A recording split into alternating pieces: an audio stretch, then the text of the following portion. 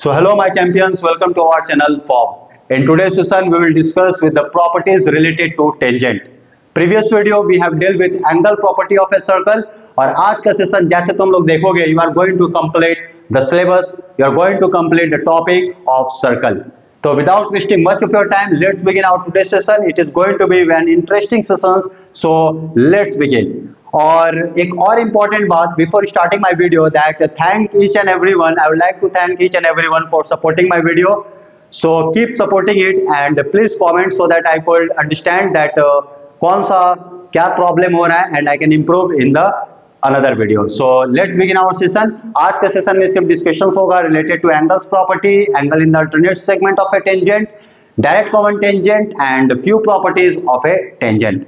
सो आज के सेशन में स्टार्ट करते हैं without wasting much of your time. So let's begin. तो जैसे ये मान लीजिए तुम्हारा सर्कल रहा और ये तुम्हारा क्या है, सेंटर है. ये तुम्हारा क्या है, सेंटर है. अगर ये सर्कल से एक ऐसा लाइन पास हो रहा है पीटी, तो अब तुम लोगों को पता चल गया है कि ये पीटी का क्या नाम होगा. PT will be the tangent of a circle.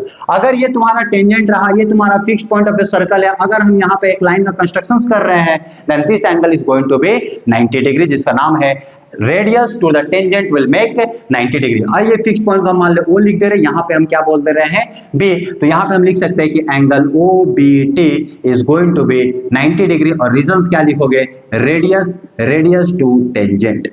अगर एक रेडियस तुम्हारा टेंजेंट पे गिर रहा है, then that radius is going to make an angle of 90 degree. क्या यहाँ तक कोई समस्या है? लेट्स, ठीक है. तो angle to the radius to the tangent is going to make an angle of 90 degree. अब यहाँ पे थोड़ा सा इंपॉर्टेंट और बात कर लेते हैं हम लोग, that is the most important perspective जो तुम लोग का 10th में आना चाहिए और यहाँ से क्वेश्चंस उभर कर आता है.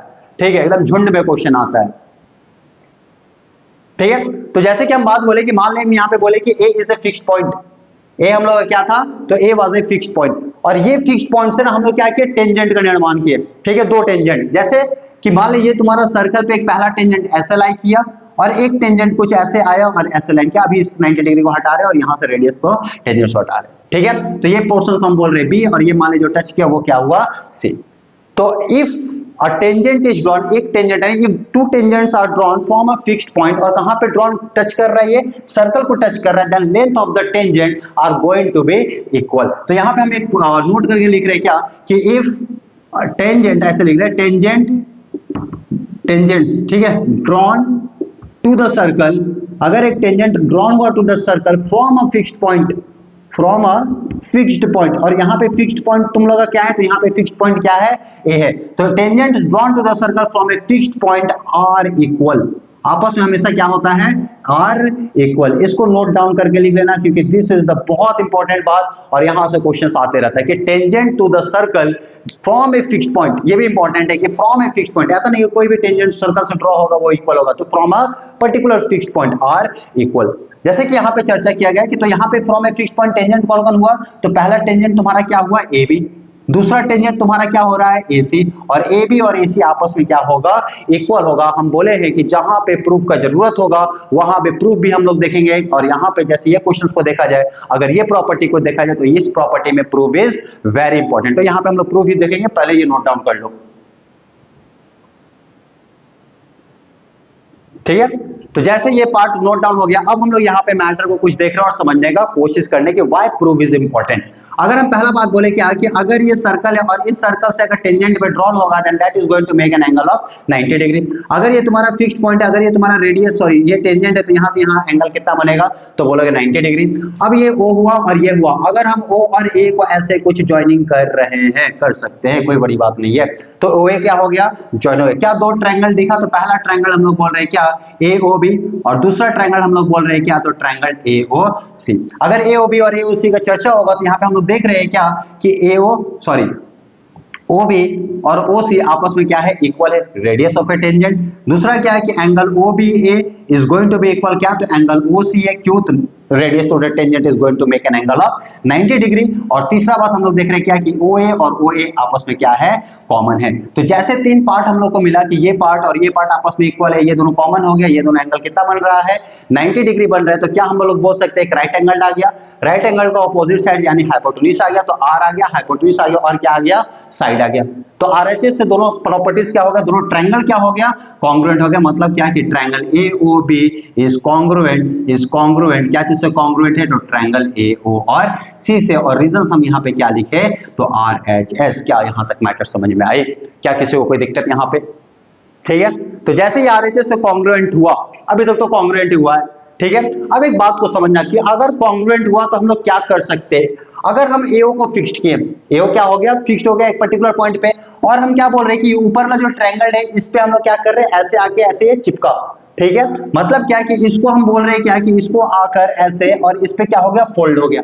जैसे ये फोल्ड होगा, बात को समझना, क्या ये AB जो है AC पे आकर चिपकेगा, बोलोगे हाँ भाई बिल्कुल चिपकेगा। BO जो है किस पे आके चिपकेगा, किस पे ओवरलैप करेगा, तो OC पे ओवरलैप करेगा। और AO तो भाई दोनों पार्ट में क्या था, कॉमन था, और AO क्या है तुम्हारा, फिक्स्ड है, ठीक है। दोनों ट्रायंगल आपस में क्या कर रहा है, ओवरलैप कर रहा है। मतलब क्या हुआ कि यहाँ पे पहला जो चीज आया AB और AC आपस में क्या होगा, इक्वल होगा। और रीजन क्या लिख किया, congruent part of congruent triangle. बोलो सही बात है। ये दोनों पार्ट तो ऐसे ही इक्वल था, सर्कल था, sorry radius of the circle था, ये 90 था, तो किस पे ओवरलैप किया। अब थोड़ा ना एंगल की तरफ आते हैं, ठीक है। अगर ये पार्ट इस पे आके फोल्ड होगा तो क्या ये एंगल भी एंगल से पे ओवरलैप करेगा, बिल्कुल ओवरलैप करेगा। मतलब ये 90 तो ये भी कितना निकल कर आया, 90 डिग्री। बोले कोई बड़ी बात नहीं है, सही बात है। अब एक बात बताओ, अगर हम बोले इसको ना कि ये तुम्हारा θ1 हुआ और ये तुम्हारा क्या हुआ, मान लो ये एंगल तुम्हारा θ2 है, तो क्या हम यहाँ पे एक और चीज लिख सकते हैं कि θ1 is going to be equal, किससे इक्वल होगा तुम्हारा, तो θ2 से इक्वल होगा। यानी BAO is going to be equal OA और C से। ये θ1 इक्वल होगा, किससे इक्वल होगा, तो θ2 से। बहुत इंपॉर्टेंट बात है ये, ठीक है। दूसरी बात अगर देखोगे कि अगर ये दो ओवरलैप हो रहा है, तो यहाँ पे अगर हम चीज को देखें तो ये तुम्हारा कितना हो गया, तो साफ साफ देख लो ये 90, ये θ1। और ऐसे भी देखोगे तो ये जैसे ओवरलैप होगा, तो अगर हम इसका नाम दिए θ3, तो ये θ3, और ये अगर हम θ4 बोले, तो क्या हम यहाँ पे बोल सकते हैं कि θ3 और θ4 आपस में क्या होगा, इक्वल होगा। तो θ3 is going to be equal, किससे इक्वल, तो θ4। और दोनों पे रीजन क्या रहेगा, तो C पे सेटिंग, क्योंकि ट्रायंगल जो है वो क्या कर रहे हैं, ओवरलैप कर रहे हैं। यहाँ पे समझ में आई मैटर, कोई दिक्कत यहाँ पे, बिल्कुल नहीं बात है। अब एक मैटर को समझना कि अगर हम ये BO और A को पकड़ रहे हैं, तो ये कोई साधारण ट्रायंगल नहीं है। अगर हम यहाँ पे लिखे कि ट्रायंगल BOA, क्या ये कोई साधारण ट्रायंगल है, नहीं। ये कौन सा ट्रायंगल है तुम्हारा, तो राइट एंगल ट्रायंगल। और कहां पर राइट एंगल है तुम्हारा, B पे। यानी क्या कि θ1 प्लस θ3 दोनों को जब सम करोगे तो कॉम्प्लीमेंट्री एंगल का फॉर्मेशन करेगा, और ये कितना एंगल देगा तुम्हारा, 90 डिग्री। ये तो पहली बात हो गया। दूसरा बात क्या कि जैसे ये राइट एंगल हुआ, मतलब क्या है कि हमको प्रॉपर्टी यूज करने का यहाँ पे मौका मिल गया, जिसका नाम है कौन सा, तो हम लोग इस मैटर में क्या चीज के इन्वॉल्वमेंट कर सकते हैं, ट्रिग्नोमेट्री का। क्वेश्चन आएगा जहां तुमको लगेगा कि how to use trigonometry within this particular triangle. तो एक ही कहानी था, और इससे ना तुमको अध्ययन करना पड़ेगा, तुमको एनालाइज करना पड़ेगा कि क्या क्या चीजें यहाँ पे इंपॉर्टेंट था, ठीक है। θ3 θ4 आपस में क्या होगा, इक्वल। अब एक मैटर को समझना कि अगर हम बोले B था और यहाँ पे क्या था, C था, तो B से एक एंगल ऐसे, सॉरी एंगल बोले, एक लाइन सेगमेंट, और एक C से क्या गया, यहाँ पे गया, और इसको हम नाम दे दिया, मान ली B सब हो गया, D इसको बोल दिए। तो क्या हम यहाँ पे देख रहे हैं कि जो तुम्हारा BOC बन रहा है वो कौन सा बन रहा है, एंगल एट द सेंटर। तो सर्कमफेरेंस पे जो बनेगा वो कौन बनेगा, तो BD और C। यानी ये जो एंगल बनेगा इसका क्या होगा, जस्ट आधा होगा।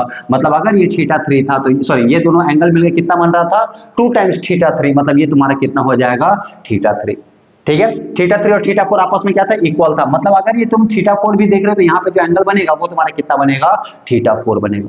क्या यहां तक मैटर समझ में आ रही है, क्या किसी को यहां तक कोई भी परेशानी हो रही है, बिल्कुल नहीं होना चाहिए, ठीक है। अब आगे बढ़ते हैं और यही सेम फिगर से आगे देखने की कोशिश करते हैं। हम लोग क्या बोले कि मान ले एक पर्टिकुलर पॉइंट से एक ऐसे लाइन का कंस्ट्रक्शन हुआ, यहाँ को ज्वाइन किया, और सी से क्या हुआ, यहाँ को ज्वाइन किया, और इसका नाम हम बोल दे रहे, सारा चीज का यूजमेंट हो गया, तो मान ले यहाँ पे ए का यूजमेंट आ गया, ठीक है। तो यहाँ पे अगर हम बात को देखेंगे तो क्या हम बोल सकते हैं कि BDCE कोई साधारण क्वाड्रिलेटरल नहीं रहा। कैसा क्वाड्रिलेटरल रहा, तो it is a cyclic quadrilateral. अगर साइक्लिक क्वाड्रिलेटरल है तो अपोजिट एंगल का सम कितना डिग्री होगा, 90 डिग्री। यानी यहाँ पे हम बोल सकते हैं क्या कि θ3 plus angle BEC will be equal to 180 degree, और यहाँ पे एंगल बीईसी जो निकल कर आएगा वो कितना निकल कर आएगा, तो 180 माइनस ऑफ θ3, या तो θ3 बोलो या θ4 बोलो, θ3 इज इक्वल टू θ4। तो यहाँ पे ये जो एंगल बनकर आएगा ये कितना बनकर आएगा, तो 180 माइनस ऑफ θ4 या θ3, जो भी बोलो, दोनों इक्वल है आपस में। क्या यहाँ तक बात समझ में आ रही है? तो this is very important, you should know each and everything. जब एक बात होगा कि फ्रॉम ए फिक्स्ड पॉइंट से अगर एक टेंजेंट का निर्माण हो रहा है, तो सिर्फ ये नहीं कि AC और BA इक्वल होगा, तुम लोग को वहां पे कॉन्ग्रुएंट के बारे में भी नॉलेज रहना चाहिए, तुमको पता रहना चाहिए कौन दो एंगल आपस में क्या हो रहा है, इक्वल हो रहा है। अगर ये तुम्हारा θ3 होगा तो θ3 θ4 आपस में क्या होगा, इक्वल होगा, और इसका एंगल जो बनेगा वो क्या बनेगा, हाफ और डबल में रिलेशन। अगर मान ली एक साइक्लिक क्वाड्रिलेटरल बन गया तो ये दोनों से तुम लोग एक और एंगल का फॉर्मेशन कर सकते हो। This is the beauty of geometry, this is the beauty of circle. तो यहां तक पहले चीज को कॉपी करो and then will move to the next topic. तो आगे बढ़ते और चीज को और अच्छा तरीका से समझने का कोशिश करते हैं। तो hope you have copied it down. अब आगे बढ़ते और थोड़ा समझते हैं ना कि angle in the alternate segment क्या हो रहा है। जितना हमको यहां तक ज्ञान देना था, अर्पित करना था, तुम लोग कर लिए। अब हम लोग मैटर पे आते हैं, क्या angle in the alternate segment, जहां पे मैक्सिमम स्टूडेंट क्या करता है, एरर कर देता है। तो तुम लोग को एरर करना नहीं है भाई, ठीक है।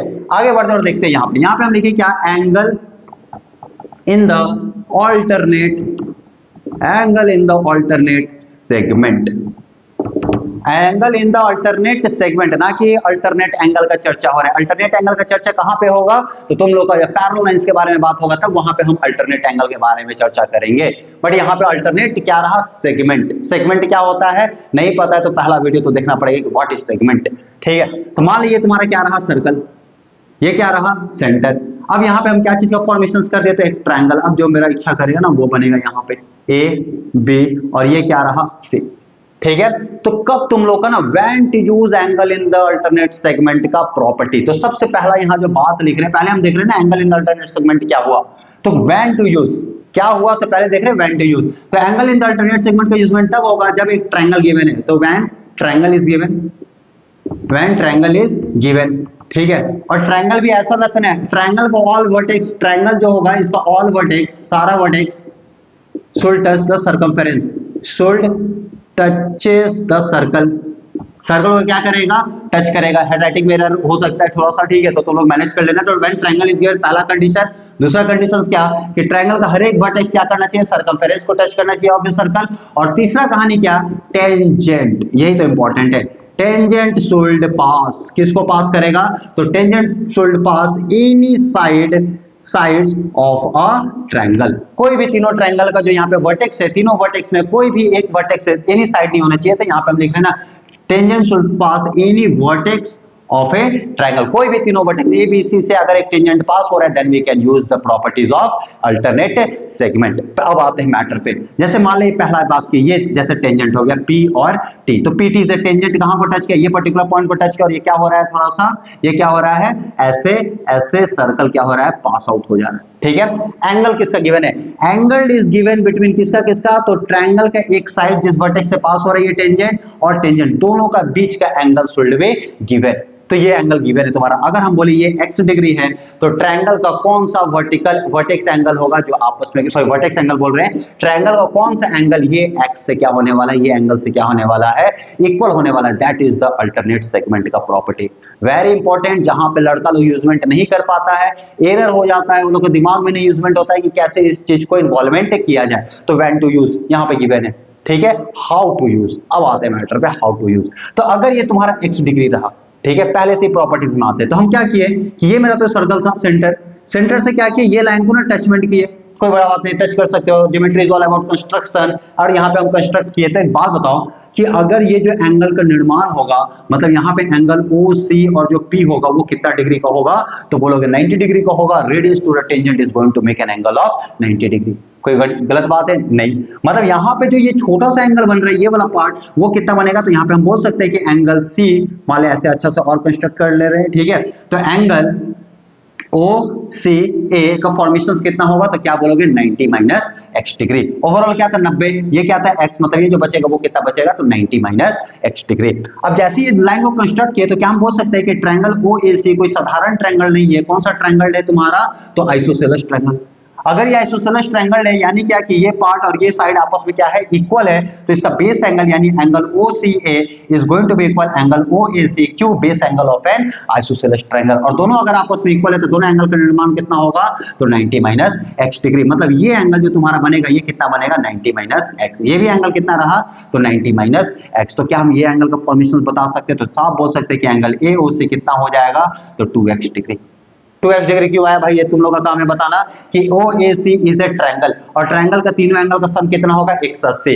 ये दोनों जैसे मिलेगा भाई तो ये तो 90 माइनस एक्स, 90 माइनस एक्स मतलब ये 90 90 तो 180 हो गया, तो x 2x ही तो बचेगा। मतलब ये ओवरऑल एंगल तुम्हारा कितना आ रहा है, 2x। अगर ये 2x हुआ तो ये तो एंगल एट द सेंटर का बात हुआ, तो एंगल एट द सर्कमफ्रेंस कौन बन रहा है, ये बन रहा है। मतलब ये एंगल तुम्हारा कितना डिग्री होगा, x डिग्री। मतलब हम यहाँ पे क्या बोल सकते हैं कि अगर इफ एंगल ACP, अगर ACP का चर्चा किया जा रहा है और वो तुम्हारा x डिग्री है, then angle ACP is going to be equal किससे इक्वल, तो एंगल ABC। और रीजंस क्या लिखोगे, तो alternate segment, angle in the alternate segment. तो ये कहानी रहा angle in the alternate segment का। अगर तुम लोग ये चीज भी समझ नहीं पा रहे हो तो बेसिक सा बात है, अगर बाहर ट्रायंगल के एक साइड्स और टेंजेंट के बीच का एंगल दिया तो वहां से रेडियस से कंस्ट्रक्शंस करके देख सकते हो कि इसका कौन सा एंगल तुम्हारा रिलेट करने वाला है एट दिस पर्टिकुलर एंगल। क्या यहां तक कोई प्रॉब्लम, तो इस चीज को तुम लोग कॉपी कर सकते हो और आगे हम लोग और बढ़ सकते हैं रिलेटेड टू दिस पार्ट। अब एक मैटर को समझना यहाँ पे, अभी मेरा एंगल इन द टेंजेंट का प्रॉपर्टीज खत्म, अल्टरनेट सेगमेंट का प्रॉपर्टी खत्म नहीं हुआ। हम बोले क्या कि अगर बोल रहे हैं क्या कि ये वाला जो एंगल है ना, ये मेरा y डिग्री का हुआ, हो सकता है, बिल्कुल हो सकता है। तो मान लिया कि ये मेरा y डिग्री का हुआ, ठीक है। अब एक बात बता, अगर ये y डिग्री हुआ, बेसिक सा बात है, ये भी तुम्हारा क्या रहा, टेंजेंट के एक साइड्स, ये भी तुम्हारा क्या, सॉरी टेंजेंट बोल रहे हैं, ट्रायंगल के एक साइड्स, और ये क्या रहा तुम्हारा टेंजेंट। अब एक बात बताओ, BC को अगर ये साइड को पकड़ रहे हो तो ये जो BC है वो कौन सा तुम्हारा एंगल का फॉर्मेशन दे रहा है, तो कौन सा एंगल हुआ तुम्हारा, A। अगर हम यहां पे बात करें, बात को समझना अच्छा से, अगर हम यहां पे बात करें तो ये कौन सा साइड्स का फॉर्मेशन, कौन सा साइड को पकड़ रहा है, AC को। अब AC जो है कौन सा एंगल का फॉर्मेशन दिया, तो एंगल एट B। मतलब अगर ये x डिग्री था तो इसका अल्टरनेट कौन होगा, तो B होगा। अगर हम ये y को पकड़ रहे हैं तो BC और टेंजेंट के बीच में एंगल बन रहा है, मतलब BC का अल्टरनेट, मतलब यहां पे जो एंगल का फॉर्मेशन कर रहा है वो कौन करेगा, तो एंगल एट A। मतलब अगर ये y डिग्री है तो ये जो एंगल A होगा ये तुम्हारा कितना डिग्री निकल कर आएगा, y डिग्री। अगर ये भी मैटर समझ में नहीं आया तो आराम से देखो, क्या हम लोग बोल सकते हैं कि ये जो एंगल का फॉर्मेशन होगा ये कितना होगा, तो यहां से लेकर यहां तक 90 डिग्री। ये एंगल तेरा कितना है, y डिग्री। मतलब ये जो रिमेनिंग एंगल बच रहा है ये तुम्हारा कितना बचेगा, तो क्या बोलोगे, 90 माइनस y। अगर ये 90 माइनस y तो सेम हम लोग बोल सकते हैं क्या कि ये एंगल भी तेरा कितना होगा, तो क्या बोलोगे, 90 माइनस y। सिमिलरली ये एंगल जो तुम्हारा निकल कर आएगा ये कितना आएगा, 2y डिग्री। और बेसिक सा बात है, एंगल एट द सर्कमफ्रेंस कितना निकल कर आएगा, तो क्या बोलोगे, y डिग्री। क्या यहाँ तो कोई भी प्रॉब्लम है, समस्या है, समझ रहे मैटर को, ये क्या चल रहा है ये कहानी, ठीक है। अब आगे बढ़ते और चीज को समझते हैं। मान लिया अब हम बोले यहाँ पे कि ये सब तो सारा मैटर हो गया, ठीक है। अब तीनों को ना एक साथ रिलेट करके देखा आ गया हम तुम लोगों को, ठीक है। तब तक इस चीज को उतार लो कि angle in the alternate segment क्या हो रहा है। तो अगर ये y हुआ तो यहाँ पे BC को टच किया, और BC कहां पे एंगल बना रहा है, A पे। अगर ये तुम्हारा AC पे एंगल फॉर्मेशन कर रहा है विद टेंजेंट, तो AC एंगल कहां पे बनाया, तो B पे बनाया। वैसे ही अगर हम ये एंगल के बारे में पता करेंगे तो ये एंगल कौन होगा, तो जब तुम्हारा AB का साइड रिलेट कर रहा है कोई एक पर्टिकुलर टेंजेंट से, तो वहां angle in the alternate segment का यूजमेंट हो सकता है। क्या यहां तक मेरी बात समझ में आ रही है तुम लोग को। तब हम लोग आगे बढ़ते, पहले इस चीज को छाप लो, ठीक है। चलो अब हम लोग एक बात करें, यहाँ पे ये फिगर कुछ ज्यादा ही ये हो गया था, ठीक है।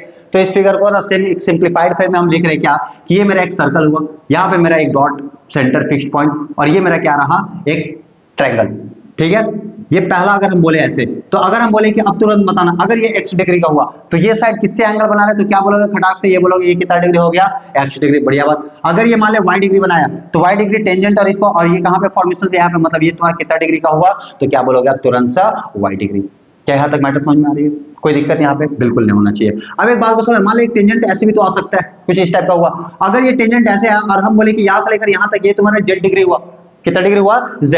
अब एक बात होता है, ये साइड्स कहां पे एंगल का फॉर्मेशन कर रहे हैं, यहाँ पे। मतलब ये एंगल जो होगा वो तुम्हारा कितना डिग्री होगा, तो क्या बोलोगे, ये एंगल अब जो बनेगा कितना डिग्री बनेगा, z डिग्री। कोई दिक्कत यहाँ पे, एक मैटर को समझ आप बताना। अब हम जस्ट वाइस वर्सा जा रहे हैं, ठीक है। अब अगर हम बोले कि अगर ये तेरा x डिग्री है, अगर ये तुम्हारा क्या है, x डिग्री है, तो कौन सा एंगल का, ट्रायंगल का बाहर वाला एंगल x डिग्री होने वाला है। तो एक बात बताओ, ये जो x है इसके लिए अल्टरनेट सेगमेंट जो होगा वो कौन सा होगा, तो साफ साफ बोल रहे कौन सा दिख रहा है यहाँ पे, ये वाला part.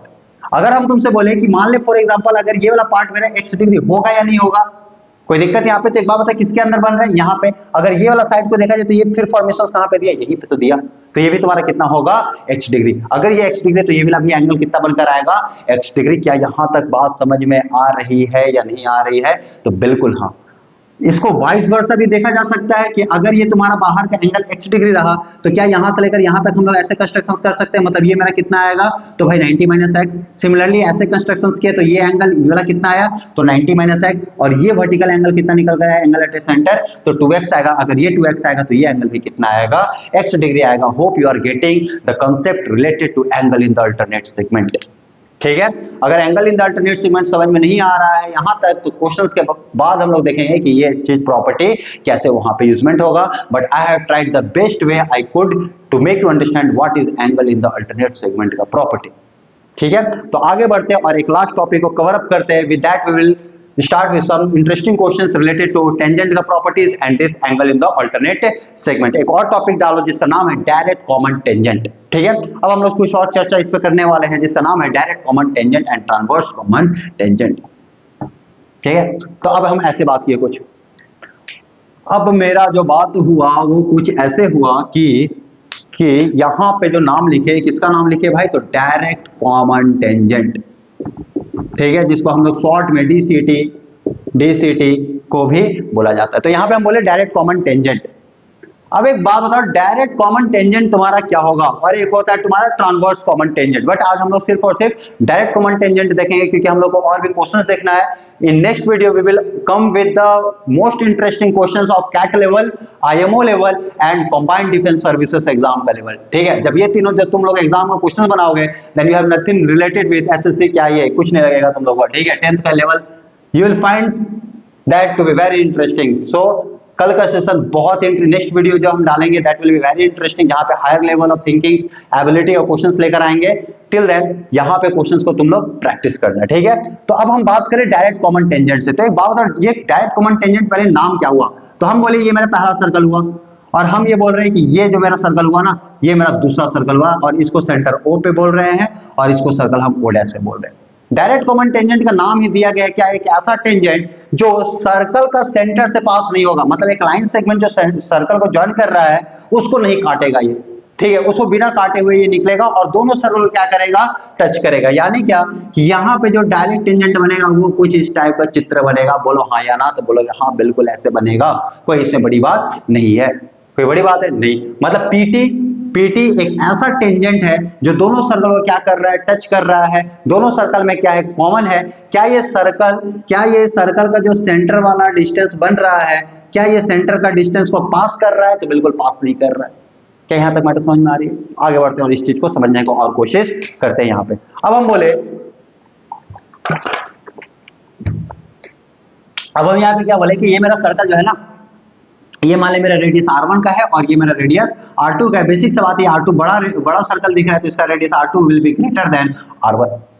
R2 will be greater than R1। अगर R2 तरफ बड़ा हुआ, ग्रेटर देन R1 हुआ, कोई इंपॉर्टेंट बात नहीं है, बट R2 अगर ग्रेटर है तो इस सर्कल क्या बनेगा, बड़ा बनेगा। अगर R2 तरफ छोटा है तो क्या बनेगा, छोटा circle. Nothing related to that. अब एक बात, अगर हम सेंटर से इस टेंजेंट पे ऐसे ड्रॉ किए तो ये कितना डिग्री बनेगा, 90 डिग्री। अगर ये सेंटर ये टेंजेंट है तेरा, अगर ये लाइन ड्रॉ करोगे तो कितना डिग्री बनेगा भाई, तो 90 degree. Radius to the tangent is going to make an angle of 90 degree. आगे बढ़ते हैं, बढ़ना आगे ही हम लोग का काम है। ठीक है, अब एक बात को समझो, construction, how construction is important in the field of geometry, in the field of advance mathematics. यहां से देख, ऐसे लाइन, ठीक है, क्या ये लाइन इससे पैरेलल है, बोलोगे नहीं भाई कैसे पैरेलल है, आगे बढ़ोगे तो यहीं पे तो इंटरसेक्ट कर जाएगा।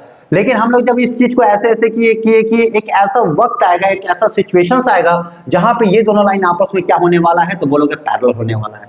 तो हम लोग क्या बोले कि यहां लाइन से एक ऐसा लाइन का निर्माण किए, एक ऐसा लाइन का फॉर्मेशंस किए ताकि ये लाइन और ये लाइन आपस में क्या रहे, पैरेलल रहे। बोल सकते हो नहीं बोल सकते हो, बिल्कुल बोल सकते हो। अगर ये दोनों लाइन आपस में पैरेलल हुआ तो तुम लोग बताओ ये एंगल कितना बनकर आएगा, 90 डिग्री, सम ऑफ को इंटीरियर एंगल, सम ऑफ को इंटीरियर एंगल। अब एक बात है, यहाँ पे P और T हो गया, तो मान ले हम इसको R बोल रहे हैं। ये जो लाइन टच किया वो क्या टच किया, R। यहाँ पे हम बोल दिए कि R2 is greater than R1, R2 is greater than R1।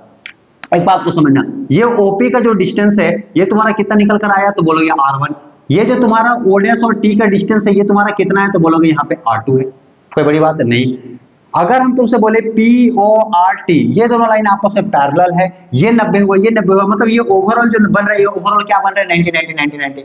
मतलब ये तो बोल सकते हैं ना कि ये जो फॉर्मेशन हो रहा है ये कोई नॉर्मल तो क्वाड्रिलेटरल है नहीं, ये क्वाड्रिलेटरल पहले पैरेललोग्राम की तरफ बदला, अब पैरेललोग्राम में भी 90 90 90 सब ले रहा है, मतलब यहाँ पे जो ओवरऑल एंगल बन रहे हैं वो पैरेललोग्राम कहाँ बदल गया, रेक्टेंगल में। अगर रेक्टेंगल में बदला मतलब अगर ये PO का डिस्टेंस तुम्हारा R1 है तो बेसिक सा बात है TR भी आपस में क्या होगा, इक्वल होगा, अपोजिट एंगल, मतलब TR का भी वैल्यू कितना निकल कर आ गया, तो बोलोगे R1, और यहां से O डैश और R का वैल्यू कितना निकल कर आएगा, तो R2 माइनस R1, कितना निकल कर आएगा, तो R2 माइनस R1। कोई बड़ी बात नहीं, बिल्कुल बड़ी बात नहीं है। अगर हम यहाँ पे देखें तो OR जो है वो किससे तुम्हारा इक्वल होगा, तो बेसिक से बात है OR is going to be equal to PT opposite sides of a rectangle. मतलब यहाँ पे PT किसको किसको रिलेट कर लिया, OR से। यहाँ पे जो RO डैश का वैल्यू रहा ये तुम्हारा कितना निकल कर आया, तो R2 माइनस R1, और O डैश तुम्हारा क्या है, that is the distance between the two centres of a circle, distance between the two centre of a circle. जैसे हम ये पूरा मैटर को समझे तो क्या हम देख रहे हैं कि अगर ये 90 है तो ये भी तो 90 हुआ, मतलब क्या कि O डैश और R में तुम क्या यूज कर सकते हो, तो O और R डैश जो है इसमें हम पाइथागोरस का यूजमेंट कर सकते हैं। 90 को उल्टा वाला side is always by hypotenuse, मतलब यहाँ पे क्या लिखोगे कि O डैश पे square is going to be equal, किससे इक्वल, तो तुम्हारा OR का square plus plus plus O dash R पे स्क्वायर। कोई बड़ी बात है, बिल्कुल बड़ी बात नहीं है। अब इसको ना यहाँ पे हम लिख रहे हैं O डैश तुम्हारा क्या हुआ, डिस्टेंस बिटवीन द सेंटर, मतलब बोल रहे क्या कि यहाँ से लेकर यहाँ तक जो मेरा डिस्टेंस है, मान लिया हम D1 है मेरा distance between the two centres of a circle, तो क्या हम यहाँ पे लिख सकते हैं कि मेरा कहाँ गया, तो OR का जो वैल्यू होगा, OR स्क्वायर का वैल्यू होगा वो मेरा क्या होगा, तो D1 का स्क्वायर, और क्या होगा मेरा, तो माइनस, अगर ये पार्ट इधर आएगा तो माइनस क्या, तो R2 माइनस R1 पे स्क्वायर, R2 माइनस R1 पे स्क्वायर। कोई दिक्कत यहाँ पे, मतलब OR स्क्वायर किससे इक्वल था, PT, मतलब यहाँ पे जो टेंजेंट का वैल्यू आएगा वो क्या आएगा, that is under root of distance between the two centre of a square, minus यहाँ पे हम क्या लिख रहे हैं, तो R2 माइनस R1, और इस पे क्या डाल रहे हैं, ओवरऑल स्क्वायर। ओवरऑल क्या कर रहे हैं, स्क्वायर कर रहे हैं। क्या यहाँ तक किसी को कोई समस्या, कोई दिक्कत यहाँ पे, तो बोलोगे नहीं, बिल्कुल दिक्कत हमको नहीं है। ठीक है, बढ़ा जाए आगे और चीज को देखा जाए। अब एक बात बताओ, यहाँ पे R2